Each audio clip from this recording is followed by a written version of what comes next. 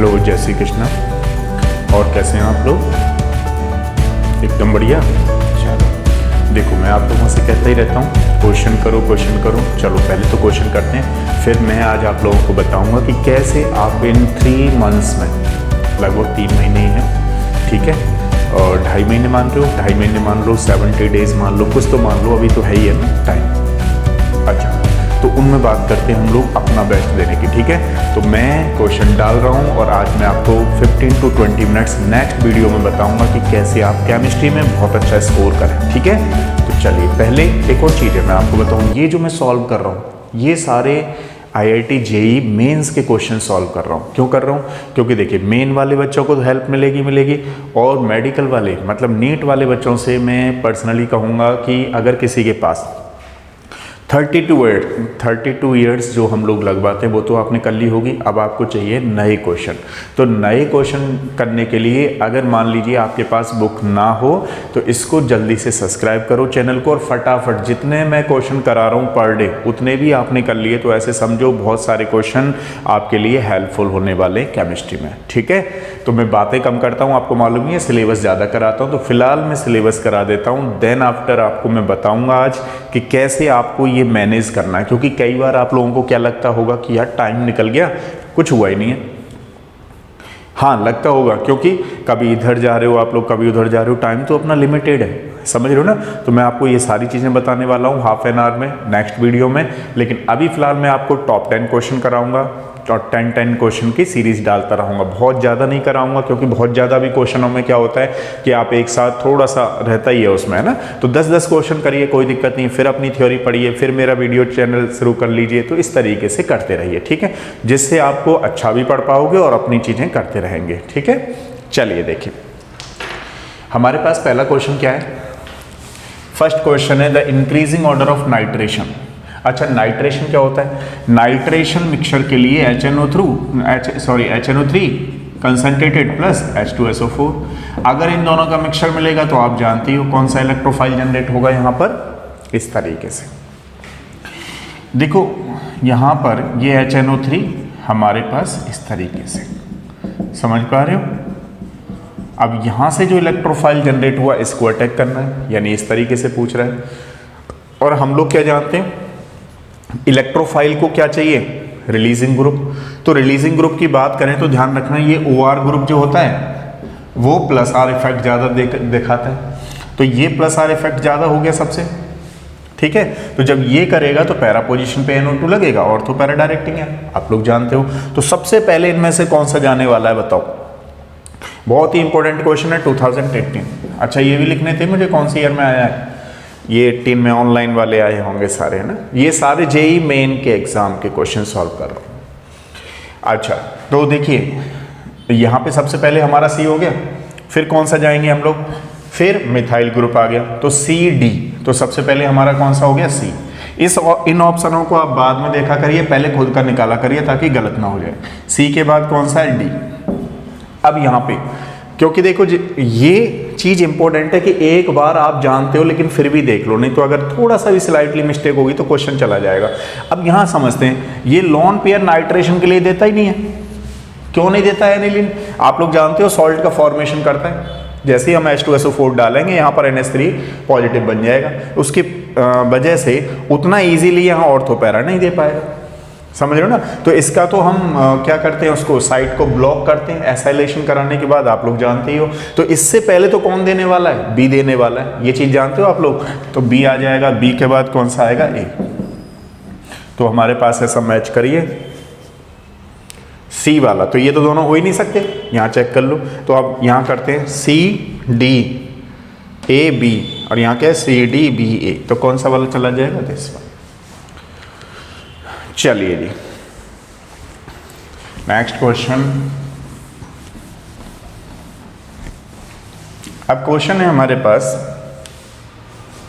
Which of the following compounds will form significant amount of meta product. तो meta product ध्यान दीजिएगा जरा, अगर हम नाइट्रेशन कह रहा है ना, नाइट्रेशन क्या है, एनिलीन का अगर हम लोग नाइट्रेशन कराते हैं तो नाइट्रेशन करने के लिए ध्यान रखिएगा, पहले इसमें एसाइलेशन ग्रुप जुड़ता है। अब या फिर जैसे H2SO4 हमने डाला, H2SO4 से क्या है, थोड़ा सा आप इसको ऐसे समझिए कि यहाँ लॉन पे इलेक्ट्रॉन था, इसमें से H+ आइंस गए, इसने क्या किया, एक्सेप्ट कर लिए, तो यहाँ बन गया अमोनियम सॉल्ट। अमोनियम सॉल्ट बन जाने से अब ये विथड्रॉइंग ग्रुप की तरह काम करेगा। अगर ये रिलीजिंग होता, क्योंकि अब तो इसके पास लॉन पे इलेक्ट्रॉन देने के लिए है नहीं, ताकि ये ऑर्थो पैरा डायरेक्टिंग ग्रुप काम करे, तो अब किसकी तरह काम करेगा, मेटा। तो इसका जो ध्यान रखिएगा 51% जो जाता है वो क्या जाता है, मेटा जाता है, ठीक है। अब फिर कौन सा रहता है उसके बाद, पैरा। देन ऑर्थो कितना बनता है, 2%, आप लोग जानते ही हो, ठीक है। यहाँ पे तो कौन सा वाला जाएगा, एनिलीन। अब कोई बच्चा कहे सर इसका हम लोग एसाइलेशन करा लिया तो हमारे पास ये आ गया, लेकिन इसमें आप देख पा रहे हो एक चीज, इसमें क्या है कि 2 पोजीशन रहती हैं। RS स्टेबलाइजेशन के थ्रू देखो ये यहाँ भी जा सकता है, ठीक है ना, तो यहाँ भी जा सकता है, तो यहाँ पैरा आ सकता है। अब उसने कहा है कि मोनोक्लोरिनेशन, तो एक पोजीशन तो ये कि ये पैरा आ जाए। अब मान लीजिए ये लॉन पे इलेक्ट्रॉन यहाँ से इस रेजोनेंस में चले जाएं, तो अगर ये विथड्रॉइंग हुआ है तो इस कंडीशन में यहाँ पे मेटा आएगा। लेकिन इसकी तो 2 कंडीशन हो गई, 1 और 2, लेकिन वो क्वेश्चन में क्या पूछा है, मोनोनाइट्रेशन। जो मैं आपको चीजें सेम सिखा रहा हूँ वही चीज इसमें ग्रुप में लगने वाली है, कि मान लीजिए अगर ये यहाँ पे चला गया रेजोनेंस में, तो उसके हिसाब से तो पैरा प्रोडक्ट आएगा। अगर ये लॉन पेयर इलेक्ट्रॉन कॉन्जुगेशन में COK में चला गया तो उसके हिसाब से मेटा आएगा। लेकिन इसके 2 चांसेस हैं, और इसके तो जानते ही ऑर्थो पैरा प्रोडक्ट बनेंगे। तो किस में जाएगा, मोनो केवल इसमें जाएगा, सेकंड वाले में। नेक्स्ट वाला क्वेश्चन देखिएगा,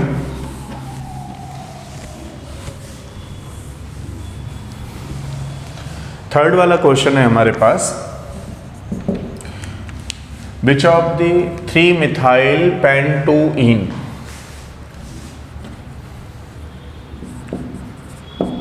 3-methyl pentene,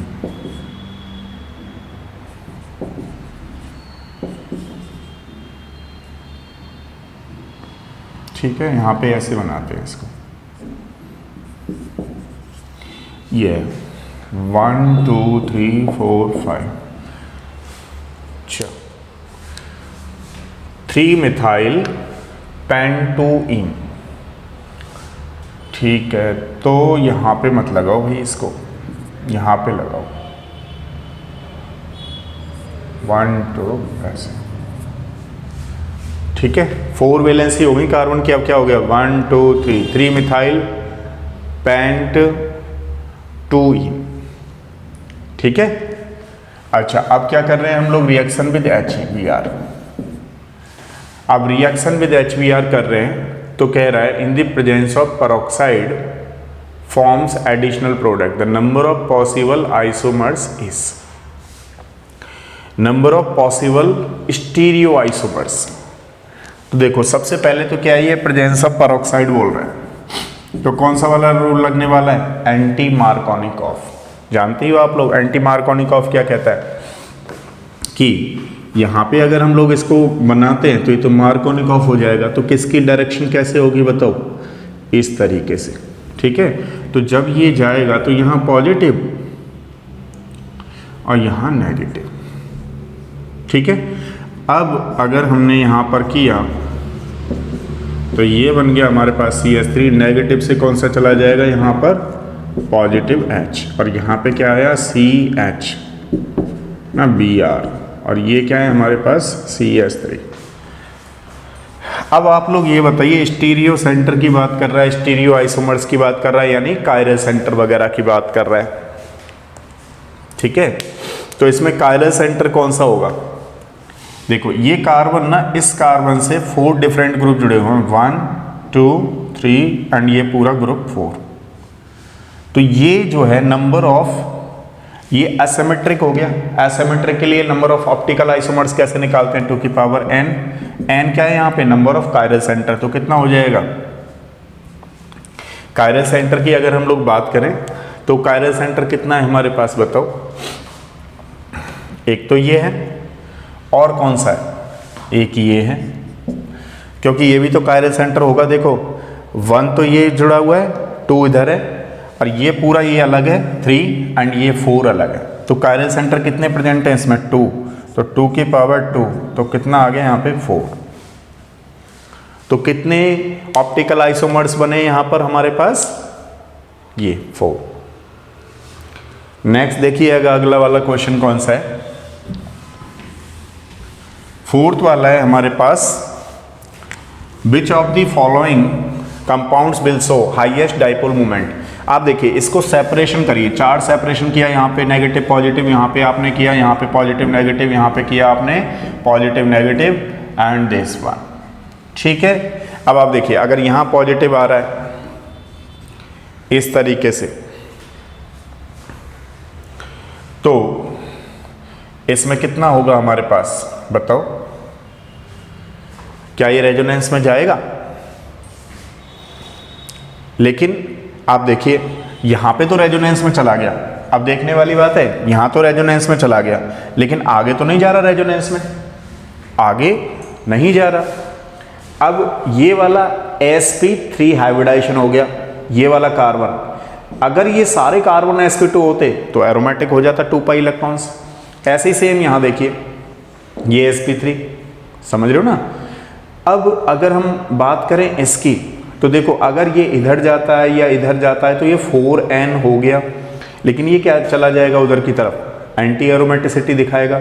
तो इसमें देखें तो आप खुद से देखिए कि ये जो 2 पाई इलेक्ट्रॉन्स है ये कॉन्जुगेशन में जा रहा है और क्या है ये एरोमेटिक। तो सबसे ज़्यादा जो चार्ज का सेपरेशन होगा, चार्ज का सेपरेशन किस में होगा, जो एरोमेटिक होगा, तो ये वाला होगा। यहाँ तक आपको क्लियर समझ में आ रहा है? अब देखो अगला वाला ये कह रहा है which of the following molecules is least resonance stabilize. अब ये तो अपने रेजोनेंस में जाएगा क्योंकि एरोमेटिक है, कोई प्रॉब्लम ही नहीं है। ये भी एरोमेटिक है। अब इसके लॉन पे इलेक्ट्रॉन जो हैं इसमें चले जाएंगे, इसमें चले गए तो ये भी अपना लॉन पेयर के थ्रू क्या हो गया, स्टेबलाइज हो गया, रेजोनेंस के थ्रू स्टेबलाइज हो गया। तो अब ये कह रहा है कि रेजोनेंस के थ्रू कौन सा वाला लीस्ट स्टेबलाइज होगा, तो कौन सा है हमारे पास फिर सेकंड। क्यों? क्योंकि अगर हम इसमें रेजोनेंस करते हैं देखो तो एरोमेटिक कैरेक्टर तो आ नहीं रहा इस तरीके से, तो लीस्ट कौन सा होगा हमारे पास, सेकंड। ठीक है, नेक्स्ट इसको देखिए, नेक्स्ट करते हैं। देखिए 6 वाला क्वेश्चन देखिए, इसमें क्या पूछा है, increasing order of boiling point. ठीक है, बॉइलिंग पॉइंट के लिए ध्यान रखिएगा, सबसे पहले आप क्या देखते हो, ऑर्गेनिक केमिस्ट्री के लिए सबसे पहले देखते हो आप कोई सेकेंडरी फोर्स तो नहीं है, हाइड्रोजन बॉन्डिंग वगैरह तो नहीं है। तो हाइड्रोजन बॉन्डिंग है, फिर देन मॉलिक्यूलर वेट तो सबसे पहली प्रायोरिटी पे होता है, फिर हाइड्रोजन बॉन्डिंग होती है, डाइपोल डाइपोल इंटरेक्शन होता है, आप लोग जानते ही हो। तो सबसे पहले देख लेते हैं यहाँ पर हाइड्रोजन बॉन्डिंग किस में होगी, H बॉन्डिंग, तो OH में H बॉन्डिंग होगी, तो सबसे पहले हो गया OH। फिर अगर मॉलिक्यूलर वेट के हिसाब से जाओगे तो देखो इस तरीके से यहाँ पे क्लोरीन लगा हुआ है तो कौन सा हो जाएगा, सेकंड। फिर ये केवल हाइड्रोकार्बन है सिंपल, और इसमें क्या है यहाँ पर स्लाइटली इंटरेक्शन होगा तो फोर्थ, एंड कौन सा जाएगा, थर्ड। कौन सा आंसर हो गया, first second, first second fourth and third, this will be the answer. ठीक है, एक बार और चेक कर लेता हूँ, कोई दिक्कत तो नहीं है, बिल्कुल सही है। अब बात करते हैं इस कॉन्फ़िगरेशन की। अब देखो एक आध बच्चा ये सोच रहा होगा सर इस पे मुझ पे आता नहीं है, तो जिन बच्चों को नहीं आता है उनके लिए मैं टॉपिक बना करके डालूंगा और टॉपिक ऑन डिमांड डालेंगे अब की बार। ठीक है, तो आप बताते जाइए कौन सा टॉपिक डालना है, फिर आपको मैं ज़रूर डालूंगा। अब देखिए जो आप ये CO2H देख रहे हो ना, इसका मतलब है कार्बोक्सिलिक एसिड, यहाँ आ गया OH, यहाँ आ गया Cl, HCH3। अब जो बच्चे जानते हैं देखिए उनके लिए है ये सारी चीज़ें, जो नहीं जानते हैं उनके लिए तो अभी समझाना पड़ेगा। तो आप अभी ऐसे समझिए कि इसका एटॉमिक नंबर ज़्यादा होता है, इसको प्रायोरिटी पहले देते हैं, तो इसको हमें करना है। ठीक है, ये कार्बन 2 हो गया, ये कार्बन 3 हो गया, 1 2 3 4 इसकी नंबरिंग करनी है, तो 1 हमने यहाँ पे दिया क्योंकि इसका एटॉमिक नंबर ज़्यादा है। फिर अगर हम यहाँ देखेंगे तो इधर चलने पे ये कार्बन, इधर चलने पे ये कार्बन, तो ये तो डिसाइड नहीं कर रहा। इधर इस कार्बन पे Cl जुड़ा हुआ है, इस कार्बन पे O जुड़ा हुआ, तो Cl एटॉमिक नंबर ज़्यादा है तो इस वाले को दूसरा देंगे, इस वाले को तीसरा देंगे, चौथा इसको देंगे। 1 से 2 पे मूव कराएंगे, 1 से 2 पे मूव कराया, लेकिन फोर्थ कार्बन यहाँ पे, अभी ये क्या आ रहा है यहाँ पे क्लॉकवाइज, लेकिन फोर्थ प्रायोरिटी अगर हॉरिजॉन्टल पे होती तो एंटी क्लॉकवाइज, यानी कि 2s हो गया। अब देखो बच्चों यहाँ पे कैसे करेंगे, यहाँ एटॉमिक नंबर 1 को डिसाइड आपने यहाँ कर लिया। अब क्वेश्चन है इसको 2 दें या इसको 2 दें। अब इस कार्बन से OH जुड़ा हुआ है, इस कार्बन से CH3, तो इस कार्बन को आपने 2 दे दिया, इसको 3 दे दिया, इसको 4 दे दिया। तो 1 से 2 के हिसाब से जाएंगे। तो ये कैसे मूव कर रहा है, एंटी क्लॉकवाइज।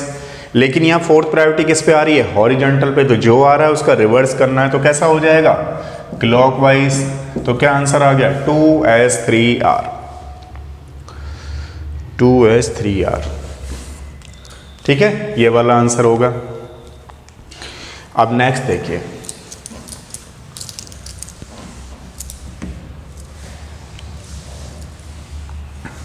इसमें ये है नंबर ऑफ आइसोमर्स बताने। तो देखो 1 2 3 4 5 6। सबसे पहले तो ये समझ लो कि शायद ये स्ट्रक्चरल होगा। स्ट्रक्चरल का मतलब डबल बॉन्ड नहीं आएगा। आप जानती हो CnH2n+2 एल्केन का फॉर्मूला है। यहाँ C6 लगा लो, यहाँ कितना हो गया 6 लगाओगे तो यहाँ पे 12 और 40। तो यानी कि इसमें एल्किन वगैरह का तो है नहीं, सारा ही सारा एल्केन है, लिखा नहीं है ना, कोई बात नहीं है। तो हमने बना लिया एल्केन। तो अब एल्केन में क्या है, आइसोमर्स बनाने। 2015 में आया हुआ है ये JEE में, मेन में ना। तो देखो एक तो 1 तो ये हो गया, और हम कौन सा बनाएंगे 2 1 2 3 4 5 6, ये 2 हो गया, ये 3 हो गया, ठीक है, ये 3 हो गया, और 1 2 3 4 5 6, ये 3 हो गया। ठीक है, देखो हमने एक स्ट्रेट बनाया, एक इस पोजीशन पर रख दिया सेकंड पे, एक थर्ड पोजीशन पे रख दिया, एक ये आ गया। तो 1 2 3 एंड ये हो गया हमारे पास 4। अब और कौन सा बना सकते हैं, अब आप ऐसा बना सकते हो, यहाँ पे और यहाँ पे दोनों कर दो, तो कितना आ जाएगा ये 5। क्या और कोई कंडीशन होगी, चेक कर लेते हैं फिर भी। 1 2 3 4 5 एंड देन 6, तो ये पहले से ही आ रहा होगा लगभग। ये कुछ इस तरीके से बन जाएगा जैसे आप लोग देख रहे हो ना, दूसरी पोजीशन पे ऐसे, क्योंकि काउंटिंग तो इस तरीके से चल रही है ना, तो इसके सब के फिर इसमें आगे और नहीं बनेगा। तो कितने आइसोमर्स हो गए हमारे पास 5, तो 5 विल बी द आंसर। ठीक है, नेक्स्ट देखिए,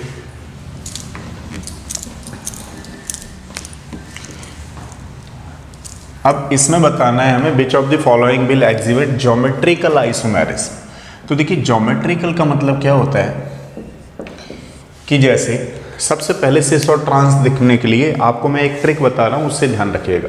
ज़्यादातर जो होती हैं वो आपको ये ध्यान रखना है, जैसे ये ब्यूटीन है, समझना दिस इज द ब्यूटीन, ब्यूटुइन, ये ब्यूटुइन है।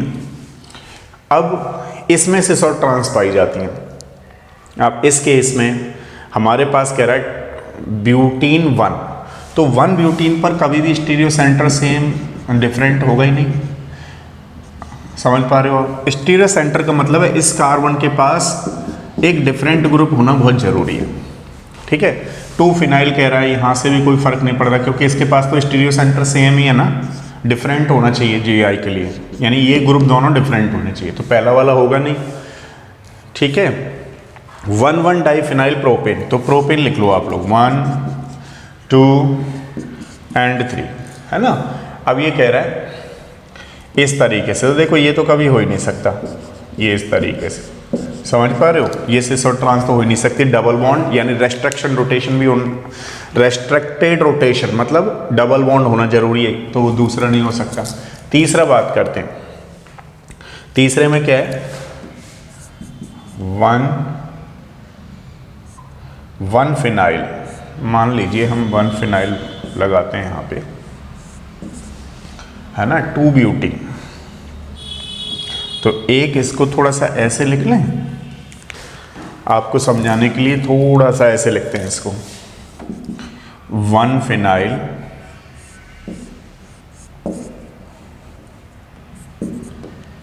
2 ब्यूटीन।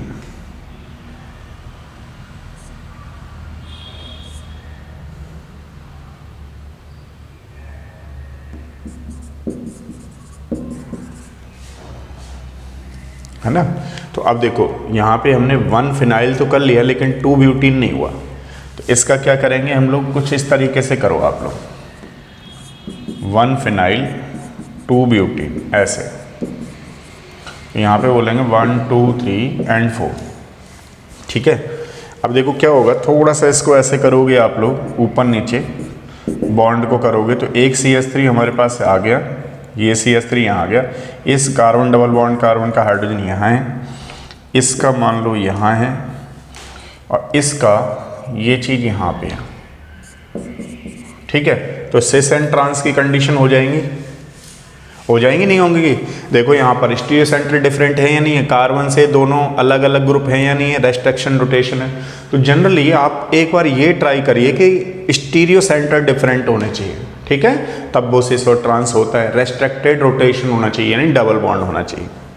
मैंने आपको GOC में करा ही रखा है। अब इसको देखिए, 10th वाला है हमारे पास क्वेश्चन, इसमें है the functional isomers. Functional isomers का मतलब क्या होता है, फंक्शनल ग्रुप डिफरेंट होने चाहिए। अब देखो, सॉरी फंक्शनल नहीं है, पोजीशन आइसोमर्स। पोजीशनल आइसोमर्स का मतलब क्या है, ये तो फंक्शनल हुए तो पहला है नहीं, पोजीशन डिफरेंट होनी चाहिए। पोजीशन किसकी डिफरेंट, एल्कीन की, एल्काइन की, या किसी फंक्शनल ग्रुप की। समझ रहे हो ना।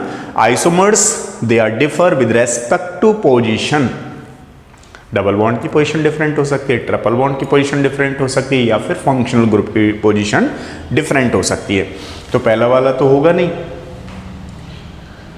क्योंकि ये अलग फंक्शनल ग्रुप है, ये अलग फंक्शनल ग्रुप है। अब देखिए इसमें ये अलग फंक्शनल ग्रुप है, ये अलग फंक्शनल ग्रुप है। पोजीशनल पूछा है उसने। अब देखो इस पोजीशन में आप कीटोन में देखेंगे तो इस कीटोन की जो पोजीशन है उसको थोड़ा ध्यान दीजिए। यहाँ पे सेकंड पोजीशन पे जुड़ा हुआ है ये फंक्शनल ग्रुप, और जबकि यहाँ पे कितनी पोजीशन पे जुड़ा हुआ है, थर्ड वाली पे। तो कौन सा हमारा आंसर होगा, थर्ड वाला। ठीक है। तो इन क्वेश्चनों को करिए, फिर मैं नेक्स्ट 10 डाल रहा हूँ आपके लिए। और दूसरी वाली बात है, ये भी बताऊंगा मैं कि किस तरीके से आपको केमिस्ट्री पढ़नी है। ठीक है। तो अगर फिर भी कोई डाउट प्रॉब्लम है तो कमेंट्स बॉक्स में ज़रूर लिखना है। ठीक है। नेक्स्ट मिलते हैं। Thank you.